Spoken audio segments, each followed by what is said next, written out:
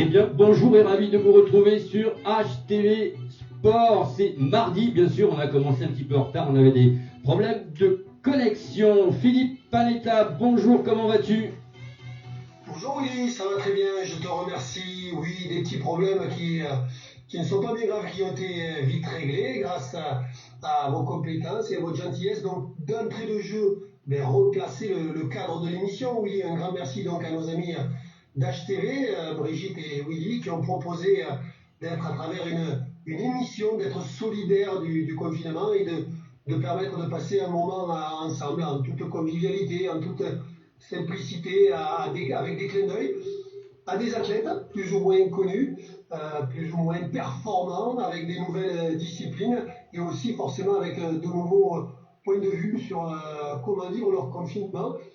La première de nos invités, on va faire preuve de galanterie forcément avec grand plaisir. Bonjour Lauriane, Lauriane Memon. Oui, bonjour Philippe. Comment vas-tu? Ça va, très bien. Comme un jour de confinement, écoute. Un de plus, effectivement. Merci de le respecter. On va demander bien sûr tout autant à la totalité de nos téléspectateurs. Après, Lauriane, on aura le plaisir de faire la découverte d'un sportif, mais pas que. Il est à la fois et sportif et artiste, et il arrive à allier les deux d'une façon assez particulière. Bonjour Philippe Genevaux. Salut Philippe. Tu vas bien Philippe? Tu arrives à t'en sortir avec ta double casquette de sportif et d'artiste? Ah bah ouais, bah là, très très bien. Là, du coup, en confinement, forcément, je suis passé plutôt côté artiste pour, pour réviser un peu les chansons. On y reviendra Philippe. Et enfin, pour compléter ce trio magique, ce trio de charme, mais aussi de choc, c'est le cas de le dire, on va faire la connaissance pour ceux qui n'auraient pas le plaisir, je dois l'avouer, comme moi un petit peu. On va faire la connaissance un petit peu plus avec notre champion du jour, monsieur Jimmy Vielot. Bonjour Jimmy. Bonjour. Comment vas-tu? Ben, ça va, hein. On essaye de passer le temps avec le confinement. Ouais, on va revenir forcément vers toi ultérieurement. N'hésitez pas, chers invités, Lauriane, Philippe et Jimmy, si vous avez des questions à poser à un des deux autres invités que vous ne connaissez pas, eh bien, on va le faire afin qu'il y ait un maximum d'interactions. On aura forcément aussi des interactions des téléspectateurs qui nous suivent. Vous vous rappelez que lors de la première émission, il y avait eu 8000 vues sur une première, ce qui n'est pas mal. Qu'à la deuxième émission, on a eu un Steve Laurent très remonté qui avait fait preuve de beaucoup de questions sur Facebook. On en attend tout autant des téléspectateurs pour cette troisième émission. Lauriane, tu es là, toujours là? Oui, je vous entends. Parfait, nickel. Très studieuse, Lauriane, on le sait bien pour ceux qui étaient en licence professionnelle l'année dernière à la fac des sports de Montpellier. Lauriane, un grand merci à toi ainsi qu'à Philippe et bien sûr Jimmy de votre disponibilité afin de faire que cette émission puisse avoir lieu avec un horizon particulier. Toi, ton horizon sportif, Lauriane, c'est le volleyball. Tu peux nous en dire un petit peu plus? Oui, c'est ça. Donc, je joue en N2 au club des Béziers Angels, donc à Béziers. Donc, c'est un peu l'équivalent de la troisième division. Je ne sais pas trop quels sont vos repères. Donc, je suis en centre de formation, donc en CFC, dans l'équipe réserve de la Pro A de Béziers. Et jusqu'à avant le confinement, nous étions en plein championnat. Voilà. Donc, comme tous les autres sports, c'est une saison blanche. La saison s'est terminée plus tôt que prévu et nous allons rester avec le classement actuel. Donc, pour le meilleur et pour le pire. Hein. Et nous attendons la reprise qui se passera a priori en mi-août, pardon. Voilà. D'accord, bien. Donc, tu es dans l'équipe réserve du fameux club des Angels de Béziers. C'est le club féminin de volleyball qui monte, il me semble, qui essaye de faire un petit peu la pige au club de Cannes et autres clubs phares nationaux. Oui, c'est ça. Alors, nous avons la chance d'avoir une équipe professionnelle qui est assez dynamique et qui fait chaque année d'assez bons résultats, donc selon l'équipe de l'année. Et nous, de notre côté, en centre de formation, c'est vraiment un objectif de formation de jeunes joueuses, des joueuses qui vont être prises en centre de formation assez tôt et qui vont être formées pour pouvoir aller jouer plus haut. Donc voilà, c'est dans cet esprit-là que j'ai intégré le club de Béziers l'année dernière. Avec, il me semble, Lauriane, un double projet, puisque comme tout centre de formation, certes, il y a de la compétition, mais il y a aussi un accompagnement des athlètes et il me semble que tu peux toujours en bénéficier grâce à tes études. Oui, exactement. Donc, c'est exactement ce que tu as dit. Le but d'un centre de formation, c'est de permettre à ces joueuses de jouer plus haut et aussi d'avoir un projet scolaire. Donc, comme tu l'as dit, être studieuse, c'est la condition pour réussir. Donc, l'année dernière, j'étais en licence pro, donc en L3 à la fac des sports de Montpellier. Et maintenant, je suis en Master 1 à l'INSEC Chambéry, donc une école de commerce. Et je dépends du département sportif haut niveau. Donc, je suis encadrée pour réussir mes études et mon projet sportif. Tout s'oriente autour de ça et l'un dépend de l'autre. Donc, l'un ne peut pas aller sans l'autre en fait. Donc, ah oui, je ne l'ai pas précisé, mais je fais mes études à distance. Chaque mois, j'ai une ou deux matières à faire selon le poids de la matière, des contrôles à rendre chaque semaine et des examens terminaux à rendre à la fin du mois et à faire en présentiel quand je me déplaçais. Donc là, je ne vais pas vous cacher que le présentiel, c'est un peu compliqué, mais on s'organise comme on peut avec la distance. De notre côté, en tout cas, c'est pas un problème, on a tout le temps fait comme ça. Voilà. Très bien, peut-être parler un peu du club de Béziers Angels. Donc, l'équipe première, tu n'en fais pas partie, tu espères y arriver, pourquoi pas dans les années à venir, c'est tout le mal que l'on te souhaite. Beaucoup d'étrangères dans l'équipe première des les Angels, pas du tout, il me semble, au centre de formation. Qu'en est-il exactement? Ah bah, comme je l'ai dit, nous, notre objectif en centre de formation, c'est de former des joueuses françaises pour qu'elles puissent jouer plus haut. Donc, soit dans le championnat français, soit à l'étranger, mais c'est vraiment de former de jeunes joueuses, entre guillemets, locales, pour qu'elles puissent aller jouer plus haut. Donc, c'est pour ça que dans notre équipe, il n'y a pas de joueuses étrangères.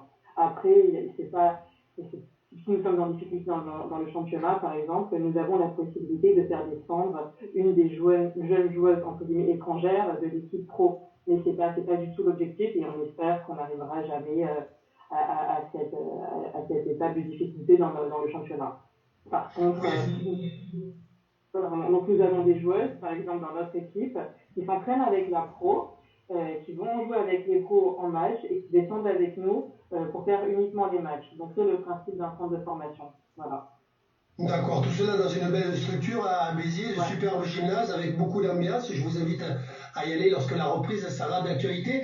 Côté sportif, comment une volleyeuse fait pour arriver à s'entretenir avec comme discipline le volley, avec ce rapport au ballon, ce rapport à l'autre au-delà de l'aspect physique, on voit en ce moment plein de vidéos sur Facebook où il est facile, plus ou moins facile, d'arriver à s'entretenir sur le plan physiologique, mais le rapport avec le ballon, comment tu arrives à le continuer? Déjà, ça te manquait l'année passée à la fac des sports, de ne pas le toucher, ce ballon, en match, en situation. Alors là, comment ça se passe?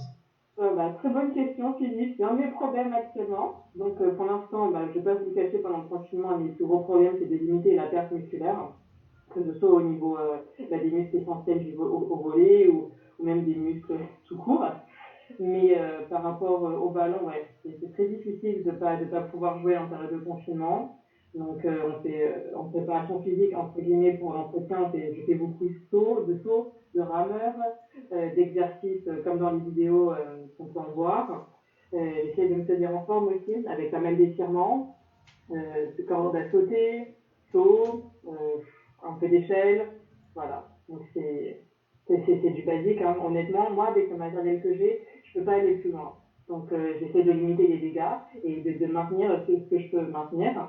Et après, on verra bien à la reprise, ou même pendant l'été, quand j'aurai plus de moyens, quand je pourrai m'entraîner plus, je le ferai. Mais en tout cas, pour l'instant, je fais ce que je peux avec le matériel que j'ai. Une question, oui, nous t'écoutons, Brigitte. Dans nos amis qui nous suivent, Brigitte. On a une question de Baptiste Morin donc, qui demande combien de séances tu as par semaine. Pendant le confinement ou de sport de Oui, manière générale? le confinement. Ok, alors pendant le confinement, je m'entraîne, je fais entre 45 minutes et 1h15 le matin, et je fais de nouveau 30 minutes le soir, sauf le dimanche. Donc je fais ça tous les jours, sauf le dimanche. Et par contre, évidemment, j'adapte mes séances. Par exemple, le soir, je ferai plutôt des étirements, même si j'en ferai aussi le matin, mais le soir, j'en fais un peu plus. Je fais moins de choses toniques, alors que le matin, j'en ferai beaucoup plus. et je fais des roulements comme ça, sur des séances ciblées évidemment. Voilà. Peut-être une question qui intéressera sûrement à notre ami Baptiste Morin, que l'on remercie pour cette question pertinente. Quel est le rapport aussi à l'alimentation et aux friandises dans ce cadre hyper confiné où le frigo, où les armoires sont pleines et sont très tentantes, Lauriane? Oui, c'est aussi, c'est pas un problème, mais il faut avoir une certaine rigueur où on fait attention. Par exemple, moi, ma mentalité, on va dire ma philosophie, entre guillemets, c'est de ne pas manger de choses sucrées le soir, après le repas. Donc après 17h, j'essaie de couper. Après, le matin et pendant la journée, bon, c'est un peu plus light, quoi. Voilà, on n'est pas en saison. Même si on fait attention, en général, on essaie de pas trop se priver. Très bien, j'ai cru comprendre que ton entourage te sollicitait au sujet des friandises lorsque tu disais j'en prends plus après 17h. Je t'ai vu tourner la tête là, hein. Parce que c'est assez compliqué de respecter ça. J'avoue qu'au début du confinement, quand je suis rentrée chez ma mère, elle a commencé à faire plein de gâteaux. J'étais assez perdue, mais il faut rester dans le droit chemin et se dire que c'est le muscle ou les gâteaux. Et quand on pense à la reprise qui va être d'autant plus dure, le choix il est vite fait, je vous l'assure. Ouais, voilà une question qui a interpellé, il me semblait, à la lecture de leur faciès, et Philippe et Jimmy. Philippe, un petit commentaire sur l'aspect culinaire qui t'a interpellé sur cette question. Ah non, ouais, c'est sûr que les tentations sont là, mais au final, enfin moi je suis tout seul, donc je pense que ça aide, parce que du coup je rachète pas les friandises. Et en fait, moi j'ai même perdu du poids depuis le début du confinement, ouais. Et ça étonne pas mal de mes amis, ouais. Ah ouais, quand même, du poids, mais ouais, après, Lauriane aurait une question à te poser. Oui, Lauriane. C'est pas vraiment une question, mais c'est aussi un des problèmes qu'on rencontre en tant que sportif et quand on essaie de se maintenir, on perd facilement du poids. Donc je ne sais pas où est-ce que vous en êtes tous les deux, mais moi depuis le début du confinement, je suis déjà à moins 3,5 kg. Donc Moins pourtant deux. j'essaie de me maintenir, hein. Mais c'est super dur, hein. On perd super facilement. Et encore en explosivité au volet, j'ai pas pu trop faire de faute, donc ma détente, je sais pas trop où elle en est, hein, mais Le contre-exemple, peut-être, hein, avec Jimmy, tu avais l'air de sourire, de prendre du recul lorsque tu attendais que tes autres camarades invités avaient perdu du poids. Il me semble que tu as dû en prendre lorsque je te vois Ouais, faire des mimiques. j'aimerais bien être comme j'ai mis, plus 3, donc c'est plutôt compliqué. Hein. Ouais, on le sait, hein, c'est très très compliqué de gérer l'alimentation durant cette période. On va revenir à notre deuxième invité. Donc Philippe, je t'ai présenté et comme sportif et comme artiste, avec comme surnom le ménestrail. Donc un mélange de ménestrel et de trailer. Donc c'est avec grand plaisir que j'ai eu à te rencontrer lors sur une animation d'un trail. Je crois que c'était dans le Gard, si ma mémoire est bonne, où tu terminais la course comme tu l'avais commencé, mais je n'avais pas eu le plaisir de te repérer au niveau du départ tellement vous étiez nombreux.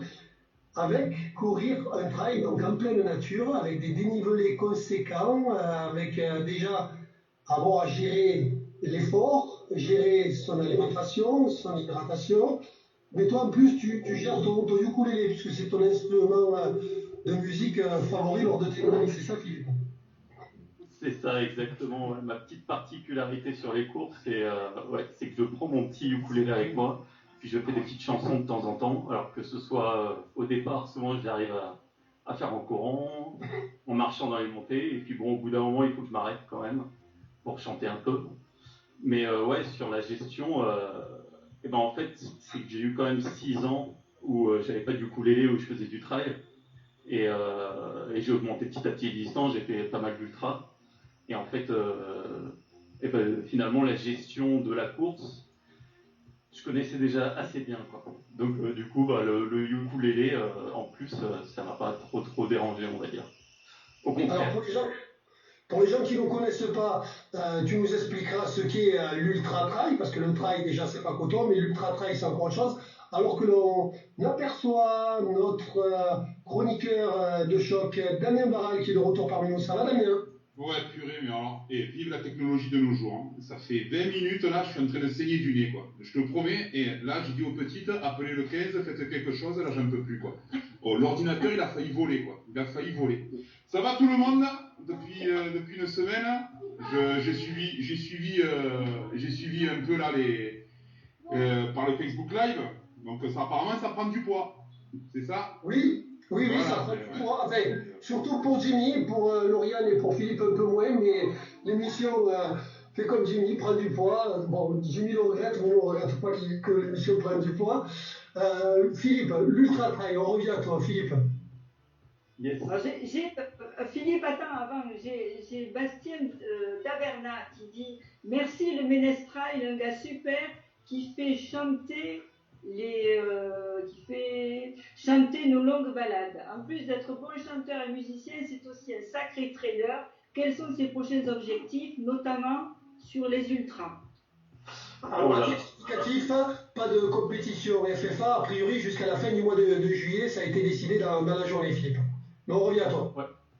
Ouais, alors moi je suis toujours étonné, ce genre de commentaires, en gros, qui me font énormément plaisir parce que, en fait, je suis pas du tout un compétiteur. Moi, je suis un trailer, enfin, je suis pas nul non plus, hein, mais disons que je suis dans le peloton et au final, je me retrouve à avoir des commentaires hyper élogieux et à chaque fois, ça me fait super plaisir. Donc, alors la question c'était sur mes prochains. Mais est-ce que je parle d'abord d'Ultra Trail ou... On est à la Ouais. maison, Philippe, on est à la Ouais. maison, on fait comme On va si on peut-être était au bar du coin. Fais-le on va comme peut-être- tu le sens. on va peut-être expliquer d'abord un peu le trail, etc. Le trail, donc, c'est de la course en nature. Et la particularité, c'est que souvent, il y a pas mal de dénivelé, et les distances sont parfois assez longues. Et quand on commence à dépasser des distances de 80 km, on appelle ça en ultra trail. Et souvent, ça peut se faire en montagne, etc. Donc, c'est dans des conditions assez difficiles. Et donc, il faut gérer la nourriture, la boisson, etc. tout le long de la course. Il faut savoir que c'est un sport qui est très mental. C'est-à-dire que c'est beaucoup dans la tête. Plus de 50% sur les ultra-trails, moi je considère plus de 50% du travail, c'est dans la tête. Si on a envie de continuer et tout, on y arrive. Et en fait, le ukulélé, que je trimballe avec moi, et ben en fait, ils mettent beaucoup là-dessus, quoi. Donc moi, je joue, j'essaie d'apporter un peu de bonne humeur, forcément, aux autres, etc. Mais au final, c'est à moi que ça sert en premier parce que je garde la pêche, quoi. Et voilà, du coup, c'est pour ça que je prends ce ukulélé et finalement, jusqu'à aujourd'hui, ça marche plutôt bien, ouais. Et les gens sont contents, donc je continue. Ah ben oui, c'est un véritable plaisir. Lorsqu'on te voit arriver, lorsqu'on t'entend, c'est un véritable plaisir. On reviendra à cet aspect mental du sport, notamment avec Jimmy, parce que j'imagine que Jimmy, dans ta discipline, forcément que le mental compte. Il faut savoir accepter les coups. Lorsqu'on a un adversaire aussi compétent que tu ne l'es, il faut savoir se faire violence. Et là, sur, j'imagine, le ring, pas question de ukulélé. Donc tu nous parleras de cet aspect mental, Philippe. À moins que tu aies une fois nous donner possibilité de ukulélé. Non. Ouais. Est-ce que tu te retrouves dans les propos de Philippe dans la gestion du mental? Oui, dans le mental, au niveau de la performance, bien sûr, la boxe est aussi très dur. Donc voilà, il faut toujours. En plus, moi, je m'entraîne en temps normal, je m'entraîne 5 heures par jour, 2 heures le matin et 3 heures le soir. Donc voilà, c'est vraiment mon métier. Je fais que ça à plein temps depuis maintenant 8 ans que je suis passé professionnel. Donc voilà, c'est pour ça qu'en plus, en rapport avec le confinement, c'est d'autant plus dur, quoi. Je comprends. On reviendra vers toi, Jimmy. Philippe a une question, mais Philippe, moi j'aurais d'autres questions à te poser, mais je vais te donner la priorité. Je t'écoute. Vas-y, Jimmy. Alors, justement, la question, c'est est-ce que le confinement, ça peut pas justement forger un peu ton mental, tu vois, te dire, voilà, c'est une épreuve de plus, et du coup, je vais surmonter ça, et je vais être plus fort en sortant, quoi. En tout cas, tu as envie de défoncer tout le monde qui est à la maison en plein confinement, quoi. Ça, tu vois, le mental, il y est là, quoi. Tu vois, ça c'est sûr, quoi. Moi, quand on parlait d'instruments de musique, c'est simple. C'est Jimmy, je crois que le dernier que tu as battu, tellement que tu as déchaussé les dents, il peut jouer de l'harmonica tranquille maintenant, le gars, quoi. Merci. Oui, il peut faire de la musique. Non, mais c'est vrai que que c'est une épreuve de plus, mais bon, il faut rester sur le droit chemin. C'est pour ça quand elle disait au début, Lauriane, que c'est dur de... pareil qu'elle, au début, moi, du confinement, je savais pas trop ce qui m'arrivait. C'était la première fois que je restais autant de temps chez moi, alors que c'était qu'une semaine au début. Et après, donc c'était dur aussi pour l'alimentation, puisque chez moi, je vis avec ma mère, mon père et ma petite sœur qui se font plaisir. Donc moi, je me suis confiné, comme j'ai vu que c'était un peu dur, je me suis confiné chez un ami à moi, qui est mon agent justement, Sébastien, c'est avec le Skype celui-là. Donc je me suis confiné chez lui, donc c'est pour ça, grâce à lui, je fais attention à l'alimentation. En plus, on est un peu éloigné de la ville, donc je peux courir dans des endroits où il y a personne. Vous êtes à Argeliès, non, c'est ça? Non, lui, il a sa famille à Argeliès, mais là, on est à... Ah, ok. Donc voilà, et donc je me suis confiné chez lui pour avoir un rythme et d'entraînement mieux que chez moi où je suis en plein centre-ville et voilà, c'est compliqué. Oui, Lauriane, une question, nous t'écoutons. Et Brigitte après, Lauriane. Oui, alors juste une petite question. Enfin, quel réflexe vous avez mis en place pour entre guillemets survivre au confinement tous les deux? Enfin, des petits trucs que vous avez adoptés spécialement pour le confinement ou qui Moi, un sont cadenas sur le frigo, moi. évidemment.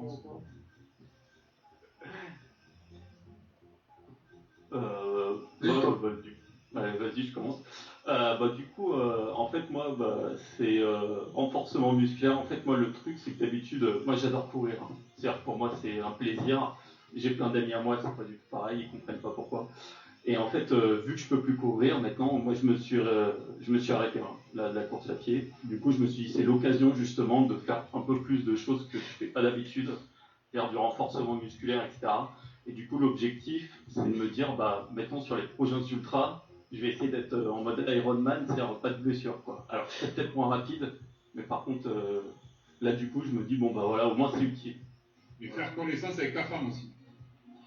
Là, je suis tout seul. Non, je suis pas pareil.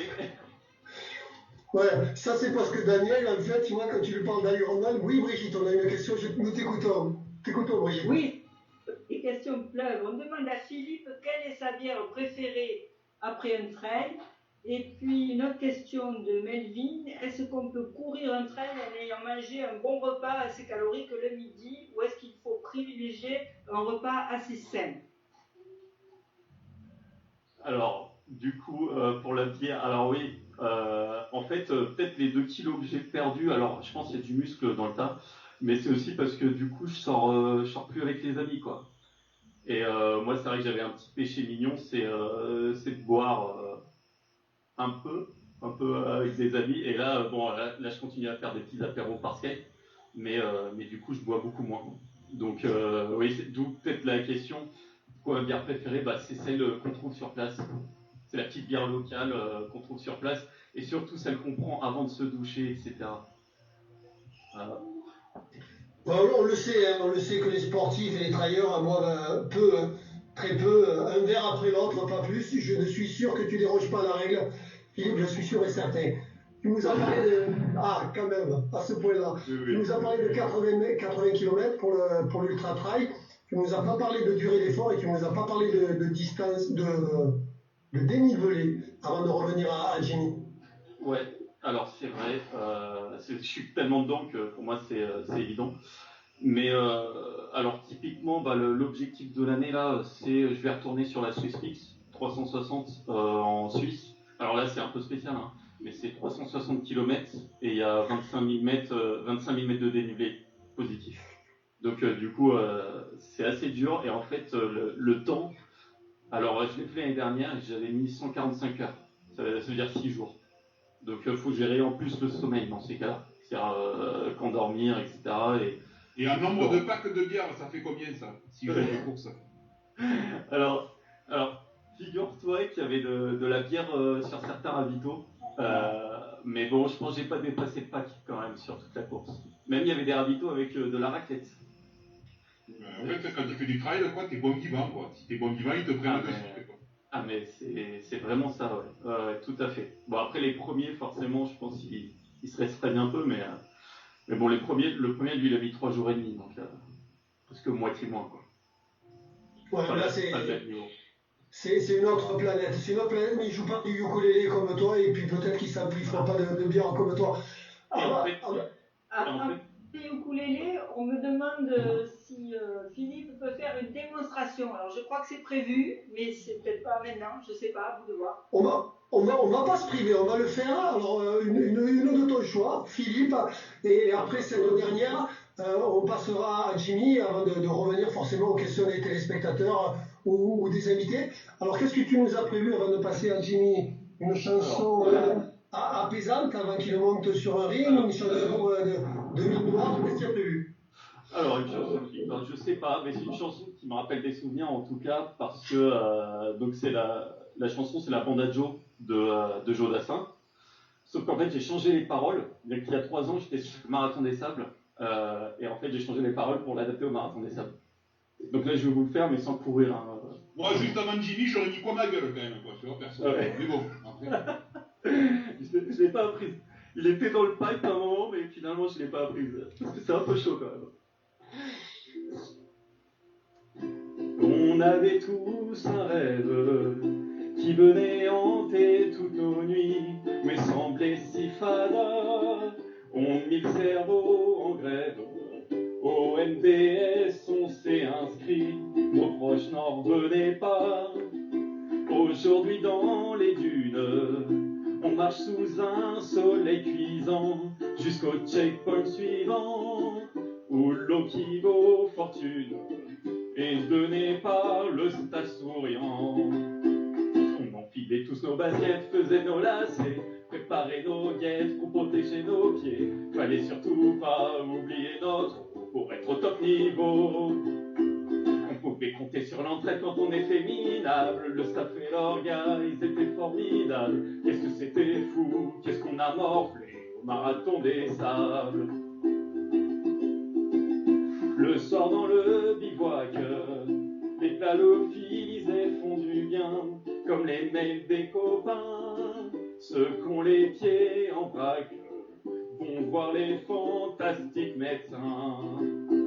On enfilait tous nos baskets, faisait nos lacets, préparait nos guettes pour protéger nos pieds. Fallait surtout pas oublier notre eau pour être au top niveau. On pouvait compter sur l'entraide quand on était minable. Le staff et l'orga, ils étaient formidables. Qu'est-ce que c'était fou, qu'est-ce qu'on a morflé au marathon des sables. Les étapes s'enchaînent et leurs longueurs font des ravages. La chaleur est palpable, mais même lorsque l'on traîne, on peut voir de beaux paysages et des vues incroyables. Après toutes ces histoires, j'espère que mes amis nouveaux viendront prendre l'apéro pour parler d'eau et boire sac à caca, pastilles et d'eau. On enfilait tous nos baskets, faisait nos lacets, préparait nos guettes pour protéger nos pieds. Fallait surtout pas oublier notre eau pour être au top niveau. On pouvait compter sur l'entraide quand on était minable. Le staff et l'orga, ils étaient formidables. Qu'est-ce que c'était fou, mais qu'est-ce qu'on s'est marré au marathon des sables. Bravo. Bravo, merci Philippe. Alors pour ceux et celles qui nous rejoignent, vous rappelez que Philippe joue de son instrument et chante lorsqu'il fait des trails. Oui, vous entendez bien, comme si c'était pas assez dur. Du coup, Philippe, tu vas avoir de la matière. Ça serait sympa qu'on se retrouve, pourquoi pas dans 1 ou 2 ou 3 semaines, et que tu nous fasses une petite dédicace pour Lauriane et ses matchs de volley, et une petite dédicace pour aussi notre ami Jimmy et ses matchs de boxe taille. Alors, dans 2 versions, 2 styles différents, j'imagine, côté contact du ballon féminin et côté contact de l'homme masculin pour Jimmy. Ça serait sympa, mais tu restes avec nous. On se retrouve donc avec Jimmy Vienno, je disais, le sportif titré de cette 3e édition, quadruple champion de France, quadruple champion d'Europe, quadruple champion du monde. Jimmy, félicitations pour cette belle et jeune carrière, pour l'instant 23 ans. En introduction ou en début de sa chanson, Philippe nous disait dans ses propos vouloir atteindre un rêve. Est-ce que tu l'as pas déjà atteint, toi, ton rêve, Jimmy? Alors déjà chapeau à Philippe parce que j'avais jamais vu ça. Alors, franchement, chapeau. Tu m'as fait découvrir quelque chose là.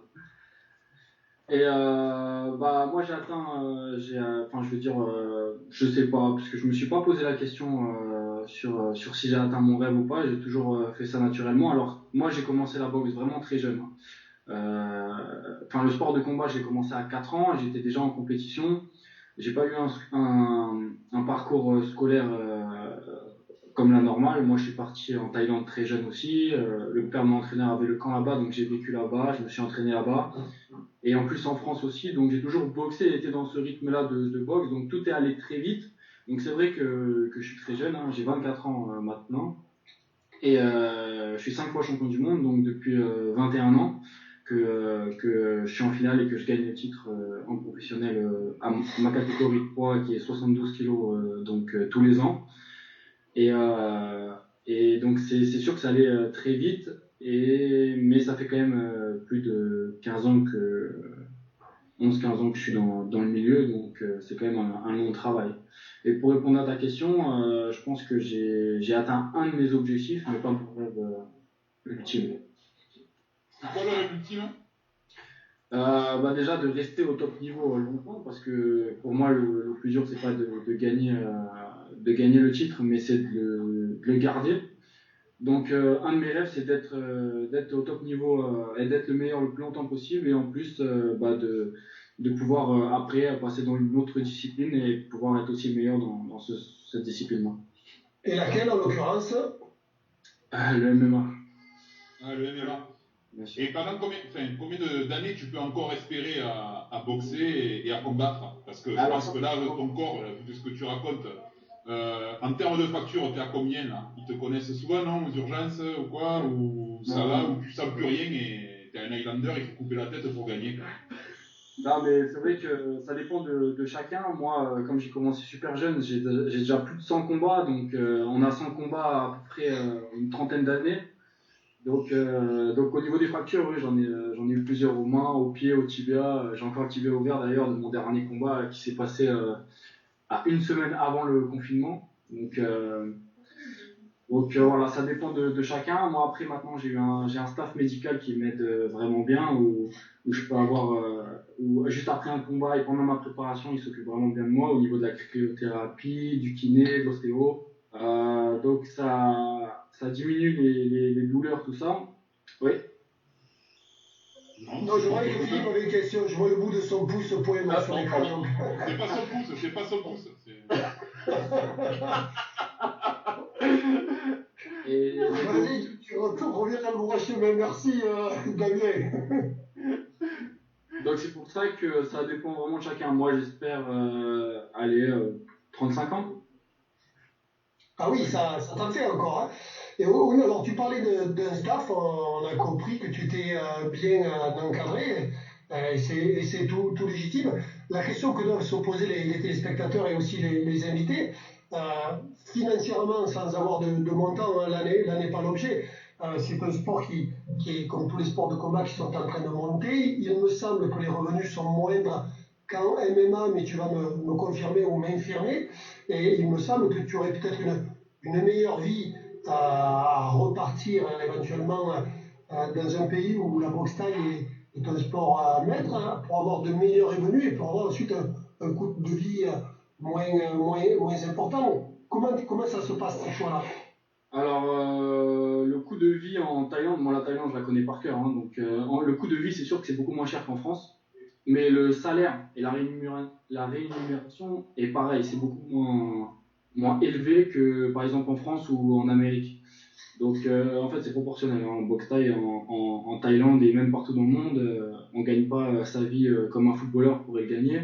Ou pareil au niveau du staff, tout ça, moi j'ai réussi à bien m'entourer, pas au niveau de mes entraîneurs parce que mes 3 entraîneurs étaient là, j'ai eu de la chance de les rencontrer en premier lieu parce que je suis toujours avec eux en plus.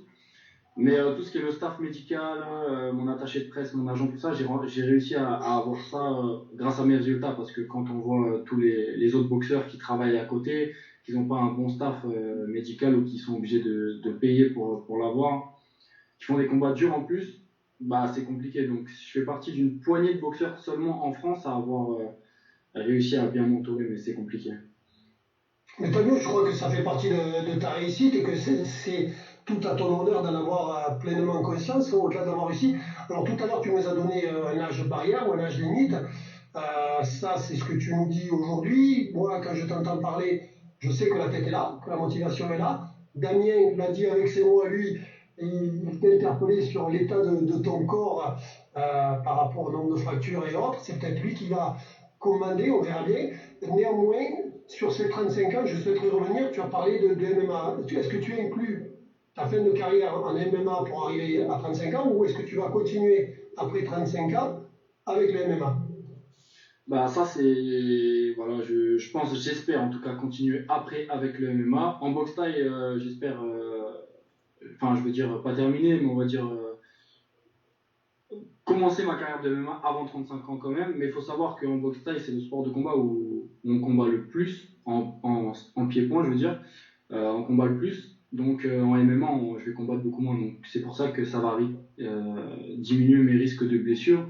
Et par exemple, en MMA, je pense qu'on a un combat un tous les 3 mois ou tous les 4 mois. En boxe taille, des fois, j'en fais 2 par mois, donc en professionnel. Donc ça limite quand même les blessures et peut-être aller plus loin dans l'âge. Oui, toute une gestion de carrière forcément à mettre en place. Donc, Damien nous disait avoir eu les nerfs très remontés avec son souci technique sur l'informatique pour nous rejoindre. Est-ce qu'éventuellement, il pourrait te servir de sparring partner lors de la fin du confinement, s'il a un taux d'hormones encore important? Damien, ça te dirait une petite rencontre avec Jimmy, pourquoi pas, pour faire plus ample connaissance? Ouais, il n'y a pas de souci, ouais. Moi, de toute manière, il n'y a que le froid qui me fait trembler, les oignons pleurer, quoi. Donc, tu vois, enfin, on peut se rencontrer. Non, il n'y a pas de problème, ouais. Il n'y a pas de problème. Non, mais tu passeras le bonjour à Bastien. On a entraîné sa sœur avec Fred, Marion, à la paillade. Comme quoi, le monde est petit, quoi. En confinement. T'as l'air de connaître Argeliès et tout ça. Ouais, mais on connaît très bien la famille Amalou au club du Montpellier Paillade de natation, quoi. Donc voilà, j'espère qu'il est bon. Il est bon coloc, quoi, qui te tente pas trop, quoi. Non, c'est pour ça, il est venu courir avec moi tout à l'heure en plus. Ouh là là. Il me motive. C'est beau. Alors, on parlait de sparring partner avec Damien. Quand on est au top du top, là, comme tu l'es, à la recherche de sparring partner, est-ce que c'est compliqué, c'est facile, ils viennent à toi pour se faire, pourquoi pas, un petit record personnel, pour essayer de te tenir peut-être plus longtemps? Comment ça se passe quand on est au top? Au niveau des sparring, bah moi j'ai déjà des boxeurs qui sont spécialisés dans leur domaine, un qui est bon en poing, un qui est bon au corps à corps, mais qui sont déjà dans ma salle et qui boxent aussi, donc au niveau des sparring ça va. Si j'ai envie d'aller me faire plaisir, je vais dans un club. En boîte de nuit. Voilà, en boîte. Non, sinon il y a beaucoup de boxeurs au niveau de Paris, donc il y a une grosse école là-bas que je connais très bien aussi, donc des fois je vais sparringuer chez eux aussi, mais j'en ai pas spécialement besoin vu que je boxe très régulièrement. Donc je suis pas forcément besoin, j'ai ma dose de combat tous les mois, donc ça va. Si par contre je boxerais tous les 3 mois ou tous les 4 mois, là oui j'aurais besoin de sparring régulier. D'accord, c'est intéressant, je te remercie. Philippe, est-ce que cela t'a éventuellement, comment dirais-je, motivé pour nous faire une petite chanson avant que l'on ne se quitte sur cette troisième émission, avant de se donner éventuellement rendez-vous la semaine prochaine? Brigitte, avant cela, une question. Oui, Brigitte? Oui, il y avait des félicitations pour Jimmy, et puis il y a encore des questions pour Philippe. On lui demande s'il va participer l'année prochaine au BMT, et puis après on lui demande s'il a l'idée de chanter une chanson de Noël en plein désert comme au Marathon des Sables. Ça, c'est Bruno, ça, qui a posé la question, je parie. Oui, Bruno Coletta. Ouais, en fait, il y a 3 ans, jour pour jour, on était dans le désert, dans le Maroc. Et du coup, pour ça, la chanson, ça a dû l'interpeller forcément. Et en fait, ce mec-là, je l'ai rencontré là-bas. Je le connaissais pas.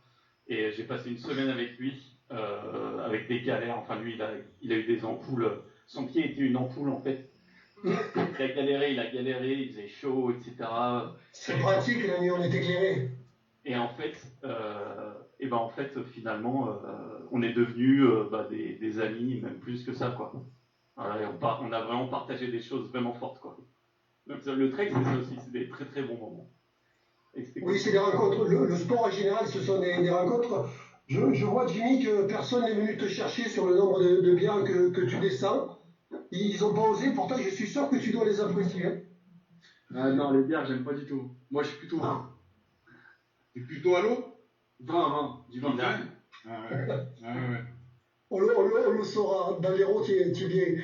Et d'ailleurs, je sais pas, Jimmy, ton prochain combat il était prévu quand avant le confinement? Alors, j'en avais un le 4 avril, le 16 mai à Lunel. Ah oui. Donc, le 4 avril, c'était à Paris, le 16 mai aux arènes de Lunel, le 27 juin à Aix. Donc, ces trois-là sont annulés. J'en ai un le 4 août à Saint-Tropez. J'espère qu'il sera toujours bon. Ah ouais, c'est comme Interville, quoi. Tout l'été, tu fais toutes les belles places, quoi.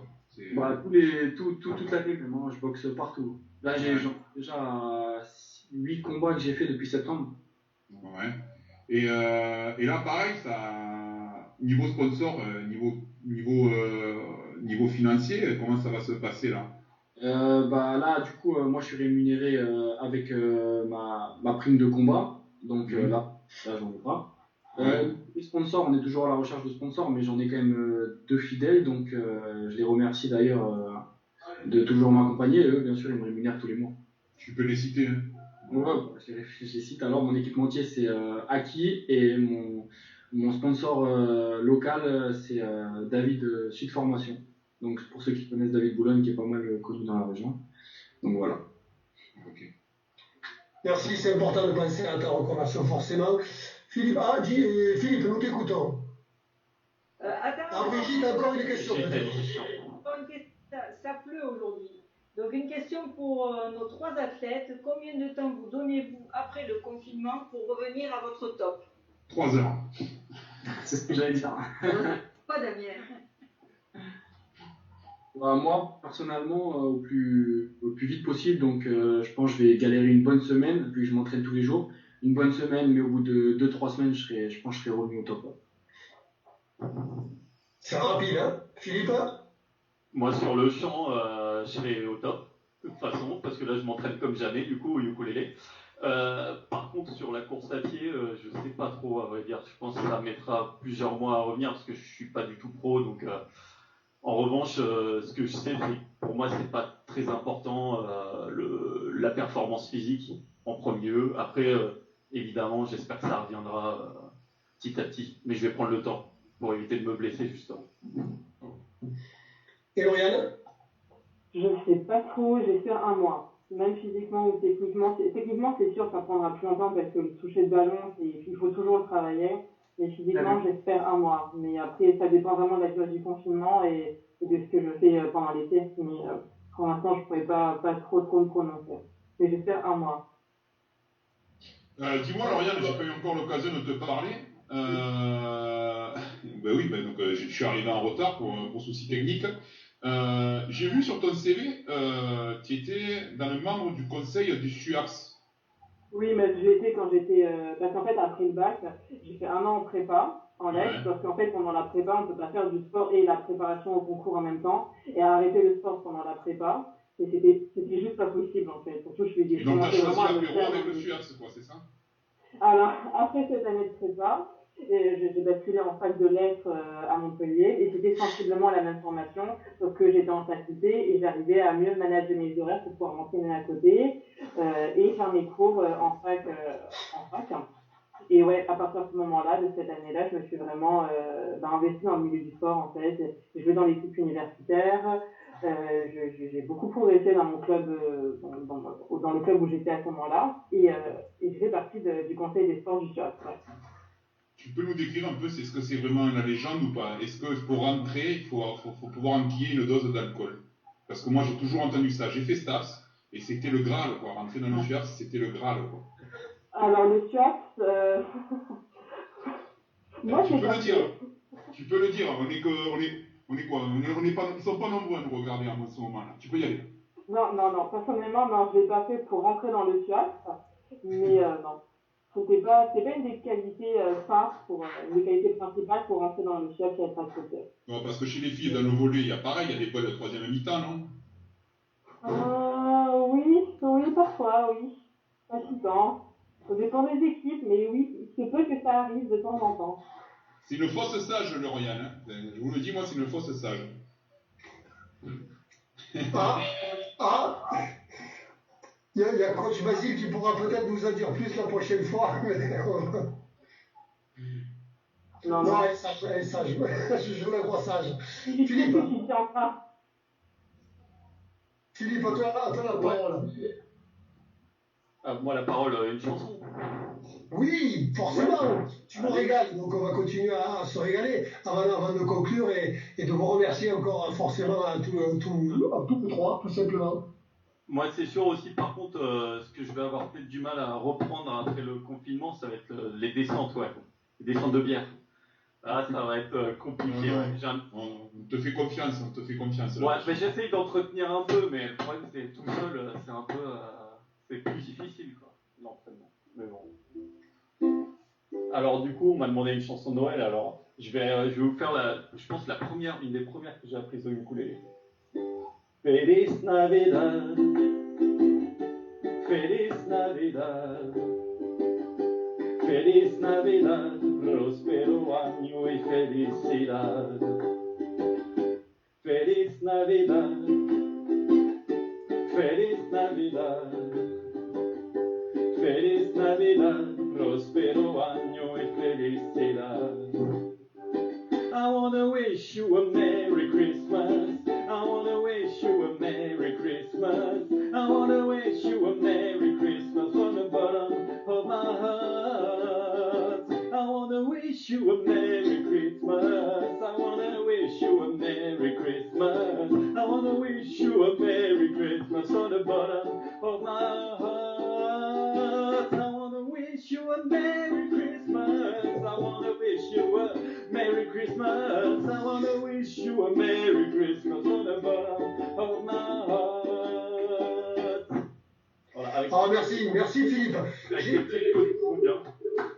Non mais moi j'étais mort de rire parce qu'en fait, je me disais, je t'imaginais en train de chanter et de jouer au plein milieu du désert, comme tu as pu le faire au Marathon des Sables ou dans la Garrigue du côté de Nozay-Migardois ou du côté d'Argelier, pourquoi pas, ou en ouverture d'un match de Jimmy, même si ça ne serait pas forcément dans la même tonalité, ou d'un match de L'Oréal. Oui, Jimmy. Moi je suis ouvert à tout, il n'y a pas de problème. Moi je rentre sur Céline Dion des fois, il n'y a pas de souci. Hein. Sur Céline Dion? Ah, j'adore. Ah oui, c'est beau ça. Comme quoi la musique ça donne du punch, hein. C'est clair. Ah oui, c'est vrai. Il y a un super concept à faire entre culture, musique et sport, je suis convaincu, j'en ai déjà parlé lors de la première édition. Avant de conclure, on va vous laisser la parole, un petit mot, un petit message, une petite dédicace ou une prise de rendez-vous. Forcément, on va commencer par toi, Lauriane, encore une fois, preuve de galanterie. Lauriane, pour conclure, à ton niveau. Pour conclure à mon niveau, non, je dirais qu'il faut essayer de profiter de ce confinement, prendre ce qu'il y a à prendre et que dans tous les cas, on le rattrapera après et que c'est pas une situation perdue pour autant. Et voilà. Enfin, du côté sportif, hein. Après, pour le reste, vous vous débrouillez, hein. Ça c'est personnel, mais rien de plus, hein. Voilà. Après, peut-être qu'il y a des questions de la part des personnes qui nous écoutent, on peut peut-être y répondre, mais comme vous voulez. Voilà. Brigitte, as-tu des questions? Non, j'ai juste des commentaires. On souhaite joyeux Noël à tous. Il y en a qui suivent. Philippe, pour conclure à ton niveau, s'il te plaît. Ouais, déjà je veux vous remercier pour l'invitation également. Et puis voilà, je vais faire une petite dédicace à tous mes collègues en télétravail avec qui je continue à travailler en ce moment malgré les conditions. Et voilà. Et j'espère qu'on se reverra en vrai bientôt, quoi. Avec grand plaisir. Et Jimmy? Moi, merci bien sûr pour l'invitation. Merci à tous. C'était vraiment cool de découvrir plein de choses parce que je vous connaissais pas tous les deux. Donc franchement, c'était cool. Et moi, en ce qui me concerne, je fais pas mal de petites vidéos entraînement sur ma page Facebook Jimmy Viano officiel. Donc pour ceux qui veulent aller voir, aller suivre ça, c'est cool, c'est bonne enfance, c'est tout le monde. Donc voilà. Et merci à tous d'être venus pour regarder le live. C'était cool. Merci à vous. Merci beaucoup Lauriane, merci beaucoup Philippe, merci beaucoup Jimmy. Sans vous, cette émission n'aurait pas ce qu'elle a été, donc un grand merci pour votre disponibilité, d'avoir compris l'état d'esprit. Une émission totalement bénévole afin de faire passer du temps à nos amis ou des gens qui ne connaissaient pas. Vous ne connaissez pas, que vous ne connaissez pas les disciplines que vous pratiquez ou vos façons de les pratiquer. Un grand merci à vous. Bon courage encore à la totalité des téléspectateurs, bon courage à vous trois. Nos pensées les plus solidaires forcément à tout le corps médical, aux gens qui travaillent dans la sécurité, forcément à tous ceux qui travaillent dans les services. Bon courage aussi aux malades, à ceux qui se remettent de la maladie, à leur famille. Merci beaucoup, sincèrement. On lâche rien, comme un mot sportif, dans la tête, on lâche rien jusqu'au bout. Merci beaucoup et bonne soirée. Rendez-vous pour demain, éventuellement, pour HTV le live, côté culinaire, si ça vous intéresse, ou la semaine prochaine, mardi prochain, pour l'HTV Sport. Merci beaucoup. Merci, franchement. Ils sont découverts.